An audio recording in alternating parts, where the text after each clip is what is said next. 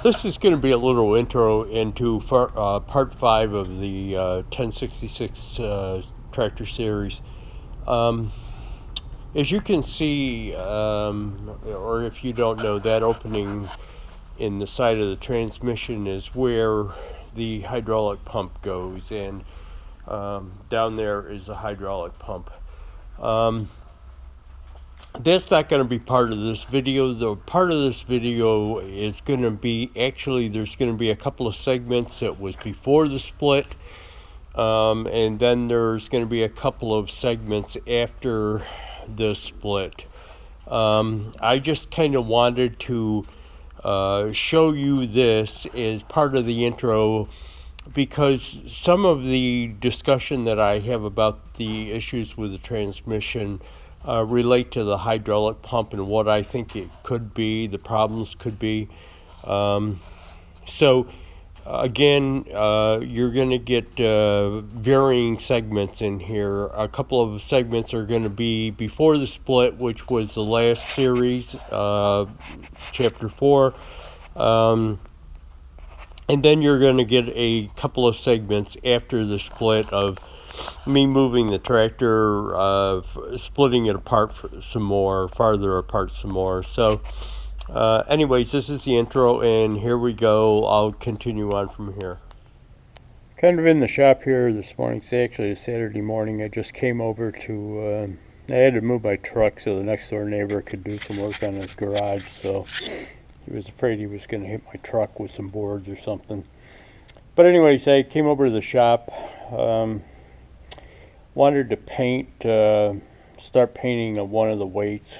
You got a real dirty old paint on them, so I wire brush them off and paint them. Also painting a bracket for that helps hold the weights onto that weight bracket that I'm putting in the back of the truck. Yesterday, this is a 1066. Yesterday I pulled the filter out. The thing with the wing nuts on it, it's a filter housing. That's a filter housing for the transmission hydraulic oil system. I've been having some issues with this. When you start it up, sometimes it won't engage in gear right away.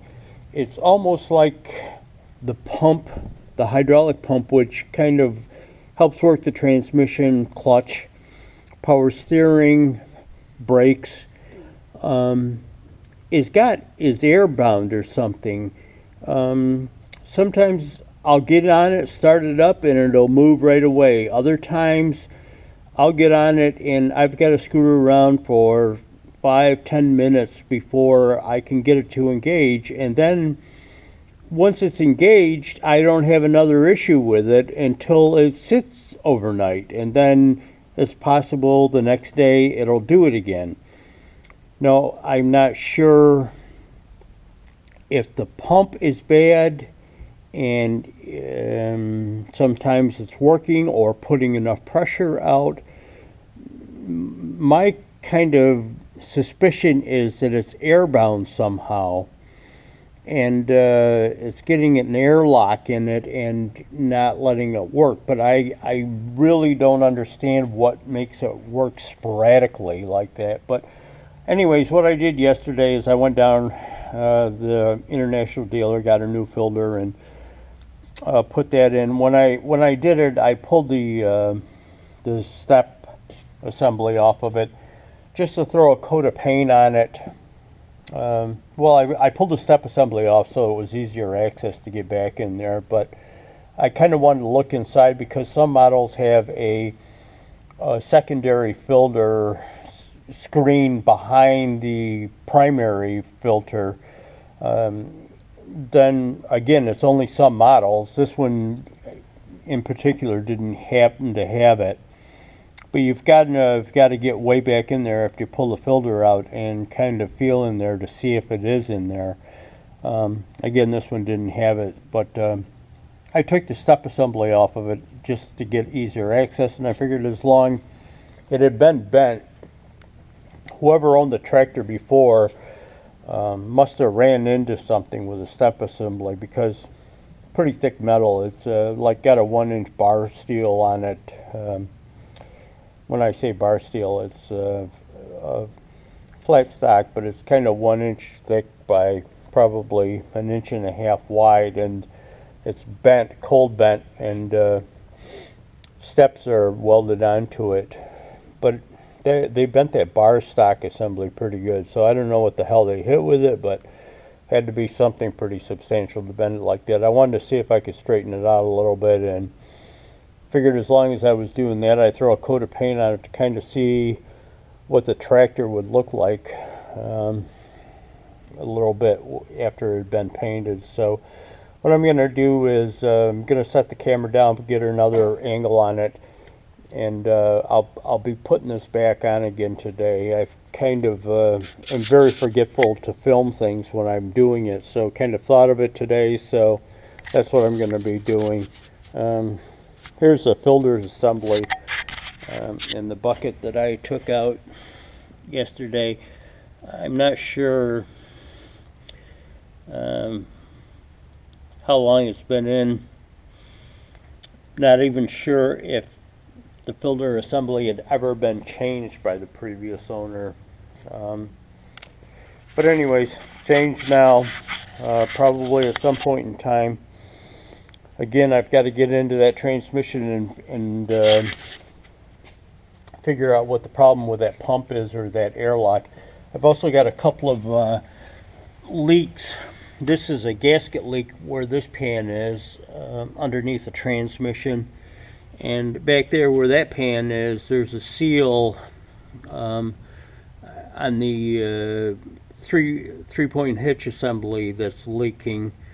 So I've got to drain it down, and well, I'm going to break the tractor apart to begin with and then drain that transmission down. But the transmission holds 22.5 gallons of fluid, so kind of looking for a way of getting that fluid out of there without having to drain it into the biggest oil drain pan I've got is 5 gallons. So I would have to drain it in, fill the pan up, put the plug back in, empty the pan.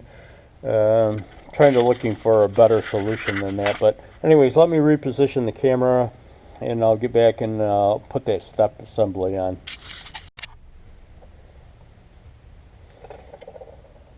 Here we are back again. Got to put that step assembly on. Guys probably really aren't real interested in this, but again, kind of keep forgetting to grab the camera and get it rolling when I'm doing stuff. I held up my 2 bolts. One of them is a transmission casing bolt, but sanded out so it shouldn't come out too hard.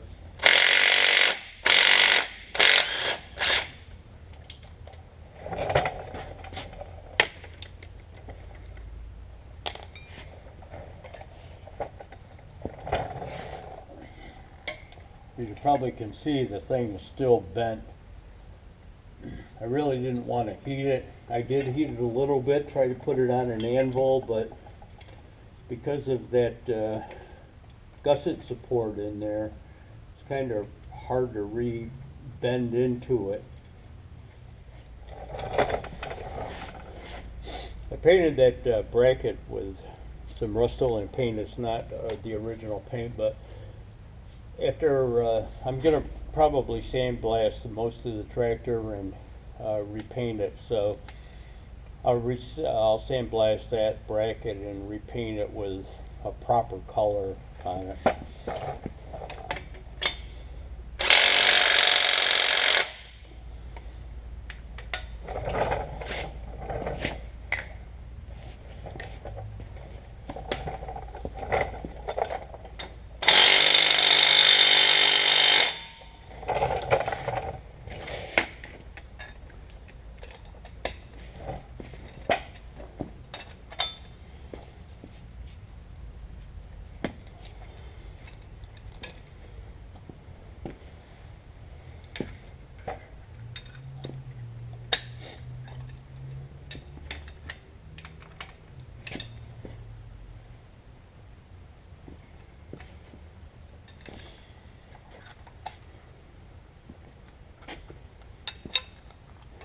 But anyways, that's it for now.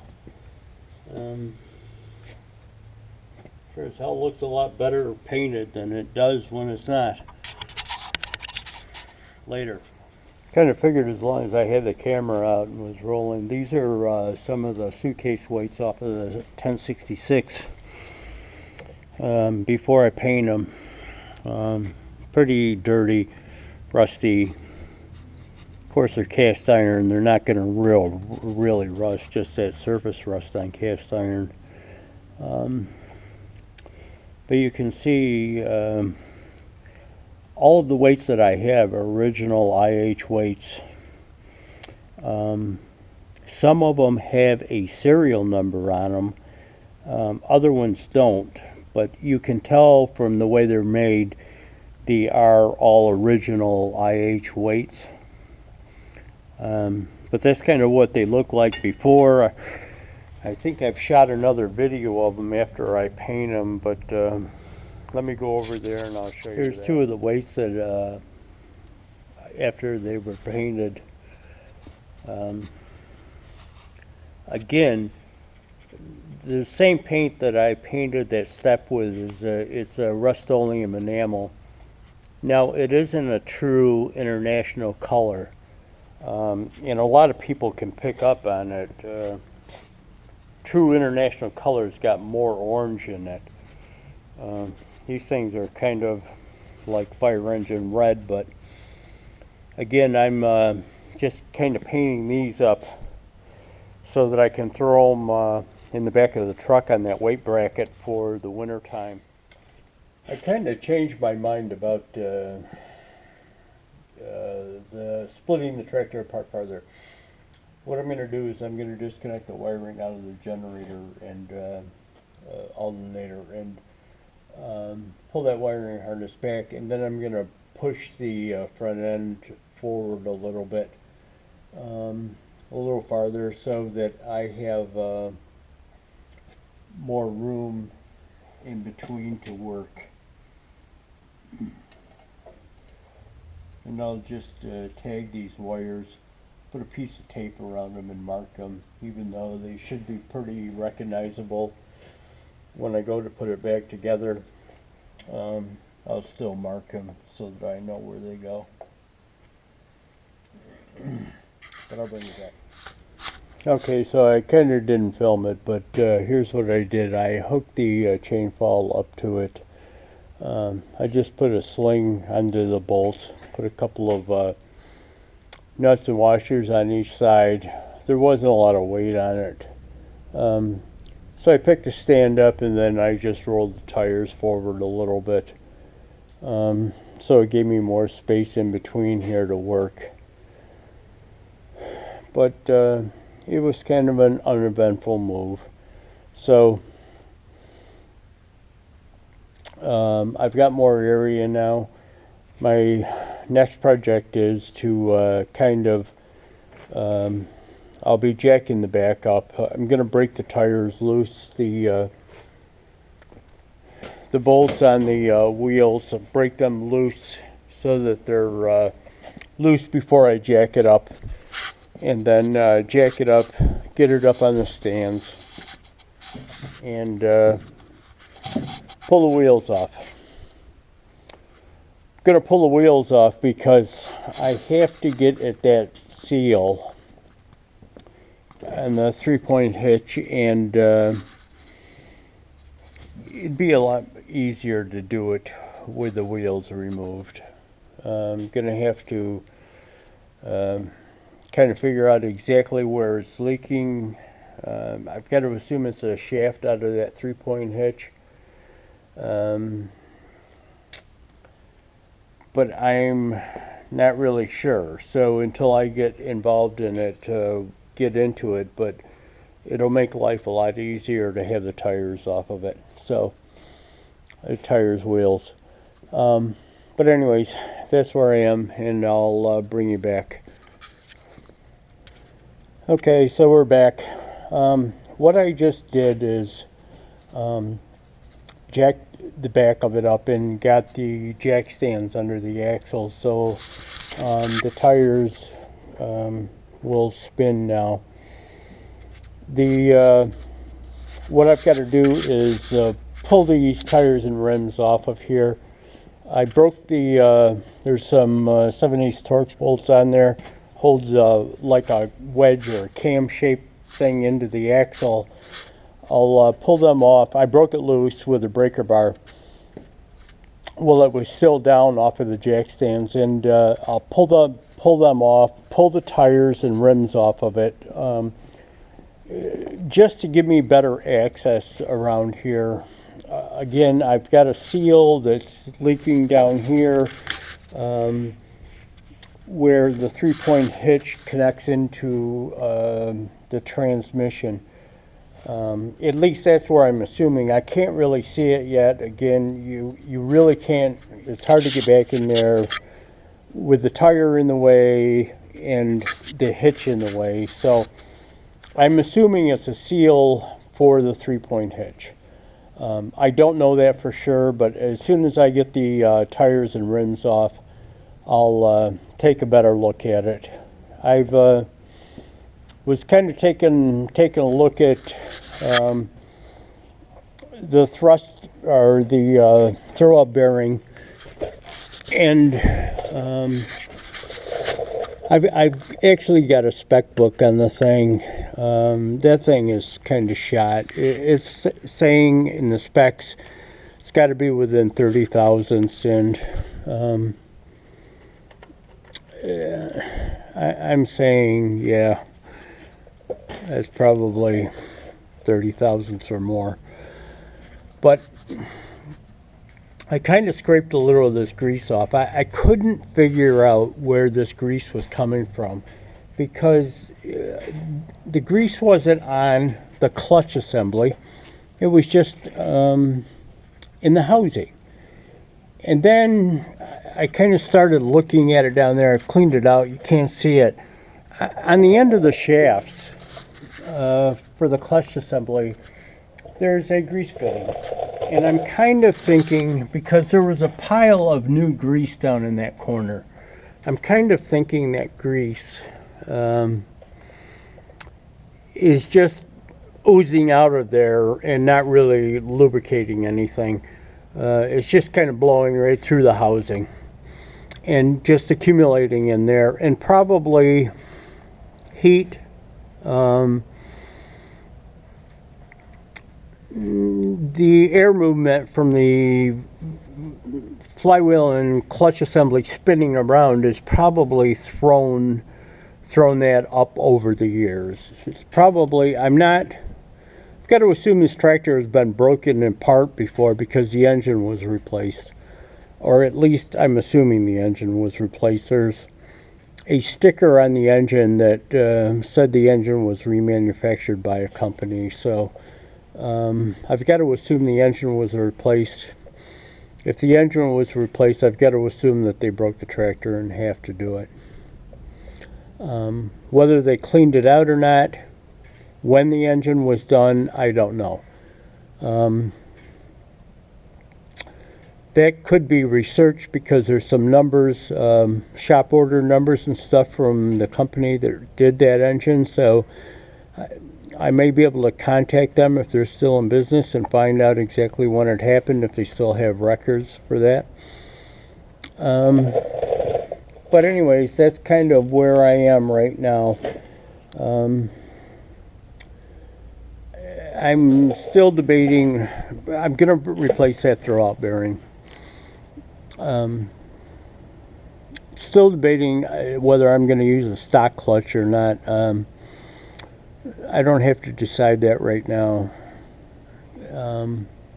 Can give it some couple of weeks thought and kind of see what's available, kind of costs and stuff like that. But anyways, she's up on stands. Gonna start,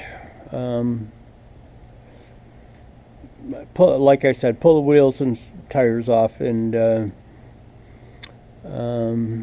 get in there, take a good look at what's going on. I've got to find something to drain this oil into. Be nice if I could find like a 30-gallon drum or something that I could put on a skid or do something with, so in case somebody wants it. I know a couple of guys that burn oil-fired heaters, and they take waste oil. So it'd be nice if I put it in a drum in case one of the guys wanted it, and to send to them. The other alternative is that I know that there's a local company that takes waste oil. I think they recycle it, actually. Not sure who buys recycled oil, or if they're selling it to people that do use those oil heaters. I'm not sure what they do with it, but that could be another option. But I've got to find a way to dump it out. I guess I'm kind of relegated to pulling the plug, emptying it into a 5-gallon pail, trying to put the plug back in before it overflows, dump it into a bigger barrel, and then go from there. I can't find, well, I can find something. They do make like a pump system, an automotive pump system for draining oil out of the bottom. It's got like a 10-gallon container on it with a pump and a hose where you can drain it right into it, and it pumps it as it's draining out into a barrel. But those things are expensive, and I'm not going to buy one of them for a one-time use, or hopefully a one-time use. But anyways, it probably won't be a one-time use, because if I build the tractor, that transmission's got to come apart again so that I can redo the housing where the PTO is. Actually, that whole housing assembly will come off of there, and I'll fabricate a plate that goes over the top of it. But anyways, that's where I am.